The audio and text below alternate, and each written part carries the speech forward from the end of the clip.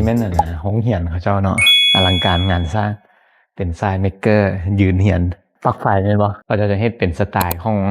Maker Space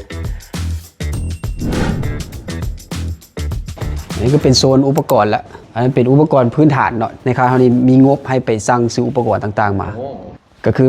ครบเนาะอยู่ในอุปกรณ์3D print CNC ตัวใหญ่ตัวนี้เป็น CNC เนาะไดซองเลเยอร์เนาะตัวนี้เนาะคือตัวนี้แม่นพื้นที่ของนักศึกษาคอร์สของข่อยแม่นทุกคนมาใช้ได้เลย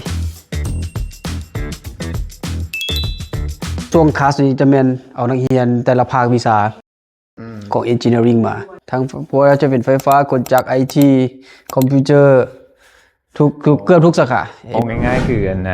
คลาสตัวนี้นี่เป็นคลาสที่เน้น innovation แท้ๆเนาะมักตัวที่เอาไล่ๆนะเมเจอร์มารวมกันนะเพราะว่ามันที่สามารถเฮ็ดเป็นทีมได้แล้วกันเฮ็ดอีหยังขึ้นมาได้แท้ๆเนาะนอกจากว่านักศึกษาแต่ละภาคแล้วภาควิชาเราเอานักศึกษาจากมหาลัยอื่นเข้ามาทั้ง3มหาลัยเป็นมหาลัยเกี่ยวกับอาร์ตหรือว่าพวก Product Design เข้ามาและพิเศษกว่านั้นก็คือมันจะมีบริษัทเอกชนเนาะที่จะเข้ามาแล้วก็เขามีเพนพอยต์จากบริษัทเข้ามาให้ว่าเขาจะช่วยแก้ปัญหาให้ได้เนาะโดยการที่ว่าเฮ็ดจังไดเพื่อโซฟปัญหาแรงงานที่ขาดในญี่ปุ่นในด้าน Food Industry ปัญหาคือมันเป็นร้านขนาดน้อยเนาะแต่ว่ามีความยูนิคของราเมงฮันแล้วก็มีนักท่องเที่ยวมีคนไปกินหลาย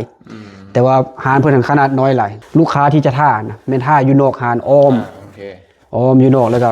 ปัญหาก็คือมีพนักงานที่ดูแลพื้นที่นะเพียงแต่คนเดียวคอนเซ็ปต์ง่ายๆคือมีกล้องไปกดจับลูกค้าที่อยู่นอกหั่นมีแถวยาวหลายปานใดแล้วจะมีปุ่มกดให้ว่าโอเค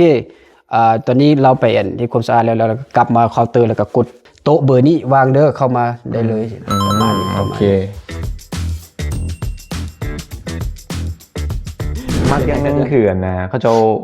เน้นไป5 ปัญหาแท้ๆก่อนเนาะไปวอลิเดตเบิ่งตลาดก่อนว่าเขาจะเจอปัญหาอีหยังแท้แล้วปัญหารูทคอสของปัญหาแท้ๆเป็นหยังแล้วค่อยมาเอาความรู้นวัตกรรมเข้ามาแก้ไขเนาะว่าสิสร้างตัวใดขึ้นมาแก้ไขแท้ๆเนาะอันนี้มันสิสามารถไปใช้ได้จริงจะให้เต็มๆกับ2 EP กับการพาทัวร์ไซแอนโตเกียวเราได้เห็นนวัตกรรมแม่นบ่หลักสูตรเครื่องมืออุปกรณ์แล้วก็วิธีการเรียนรู้ของนักศึกษาซึ่งว่ามันจะเป็นการเปิดหูเปิดตาให้เราได้เห็นโอกาสหลายๆอย่างที่จะนำไปต่อยอดได้ในอนาคต